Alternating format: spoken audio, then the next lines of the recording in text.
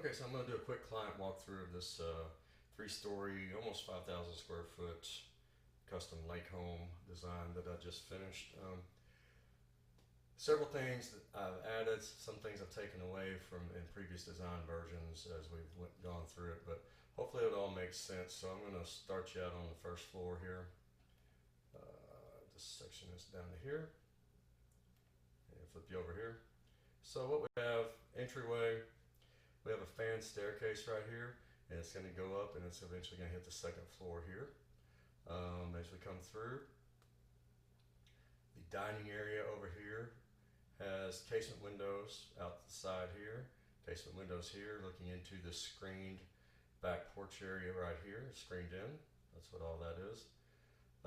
Kitchen area, we have a bar height bar, functioning windows above the sink, cabinetry, double ovens, fridge, storage, and also another freezer or refrigerator in the pantry area here, which that's what that is right there. As we turn to the left here, we'll come in, and this is the master bedroom with the 5060 windows. It's all in the plan set. And we also have a walk-in master closet. And then here we have the master bath with soaking tubs and shower, custom shower and everything. Off the master, we have an office here that opens out onto the back porch, back deck, has the glass and metal railings around it, and it also has casement windows here that I'll pull this up in a second, you can see it a little bit better. And this is a screened area here that also goes to this first floor deck with stairs down to the basement area. Let me flip it to the side here and I'll try and get it a little bit higher so we can see what's going on with it. Right about there. And with that, you can see that there's a bulkhead here because this area here kicks out, and then these walls continue on up second floor. You'll see that in a minute. So there's a lower ceiling height here in the dining, and then there's a bulkhead that comes across here, which allows for some cool lighting effects, down lighting, stuff like that. In here also we have the, it's going to be a dry stain or stacked stone depending on what we decide on finish wise, but wood burning fireplace, and this goes up all the way to a vaulted section here, which we'll see here in just a second. This vaults up 2 stories, but I wanted to just kind of walk through the first floor. This fan staircase is very important because it's a short run to hit that 10-foot ceiling height with floor joists and everything. So it's going to be tight, and there is the toilet stall underneath there, but there is head height there, as you can see, for everything that you might need. So let me back out of this, and then what I'm going to do is flip to this side, take this up full height, and then section it back to about right here. And this is what you're actually looking at when you walk in the front door. You're walking in, and you have the living area. These are casement windows here. You have the stone that goes all the way up to the vaulted ceilings. You have exposed wood beams and trussing right here with down lighting. This is a dining area, once again, that has the bulkhead in it. Also, I added a catwalk that goes from, we'll see second floor here in a second, but from one side of the house to the other side, so you can look out the windows at the rear, which is right here. So the catwalk goes from this screened veranda to this small balcony, and you can go from side to side, and you can also see the exposed trussing through the windows up here as well at the back of the house. So let me go ahead and section this down to the second floor so we can look through it real fast.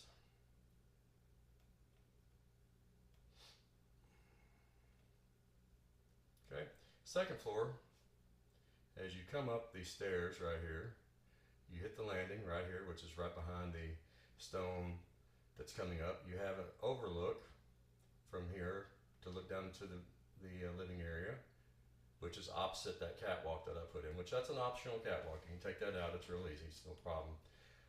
But up here on the second floor, we have this entertainment room here.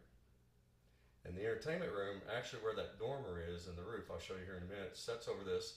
You might can be a functioning dormer where you get some ambient light in this area here. The walls are a little bit offset, so it'll take some creative framing in that, but I couldn't do much about it for supporting the load all the way down.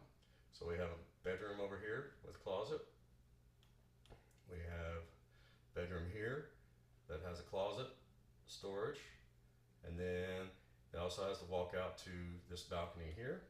This bedroom has a balcony on this side right here. That's that kick out for the dining room bulkhead that I was telling you about that comes all the way through to where the kitchen is right here, where the sink is. So then you come up this balcony, or I'm sorry, this bedroom here has the screened veranda on it right here. And then this bedroom, so there's 1, 2, 3, 4 bedrooms up here. 1, 2 bath, and then the screened veranda. But as you see here, that catwalk comes from that screened in veranda across to this small balcony just off this bedroom here. I thought it was a nice touch to be able to come in, look out the windows, or turn around and look over the living area, or look across to the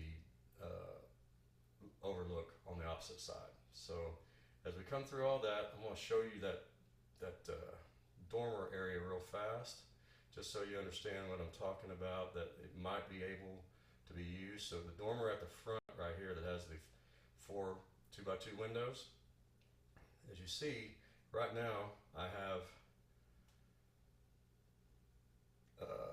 a ceiling in it. So it's just for aesthetic looks on the outside to break up this large amount of roof that's just sitting at the front of the house.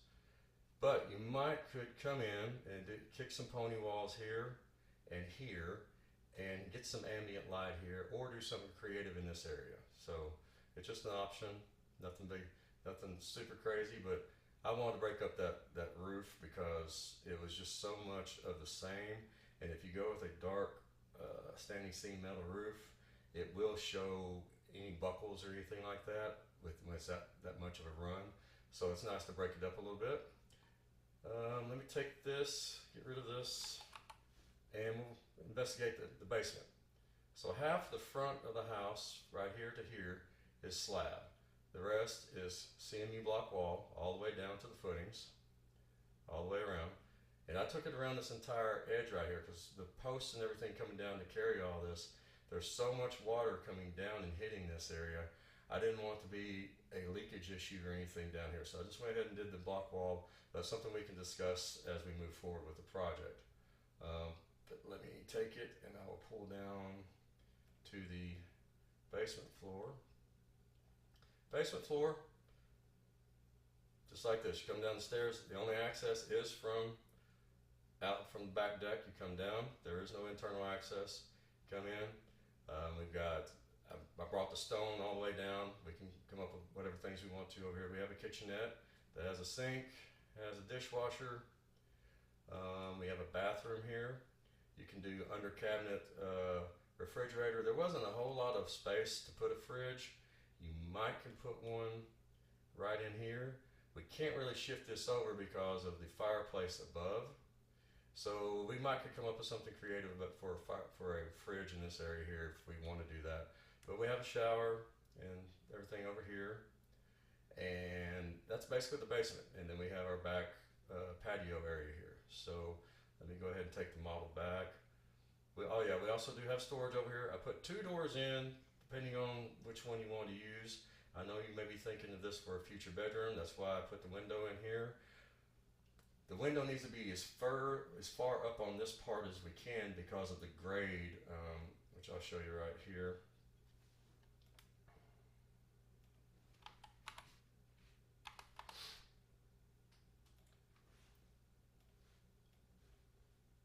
As the grade comes down, you might could put the window here. I'm just not certain of the grade for the site, so I put it here, but it's very easy just to move that window back to here to make that area, a possible bedroom in the future.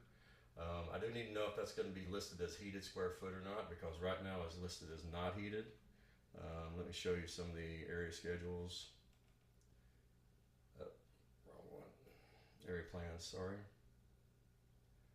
Right now the basement area, this is the heated basement area right here. So I do not have this listed as heated square footage. Main floor area, heated square footage, pretty self-explanatory. Second floor, same square footage, no problems. So let me pull the model back up. And we'll take a little cruise around it, around the exterior of it. So the hardy board siding goes all the way down, but there will be a moisture break, kind of like what you see here, that goes up the grade. That way it's not going to get seepage of water up into the wood. At the front we're slab, and at the front we did stacked stone, and at the very front we did a stained wood feature, and we brought the stone up.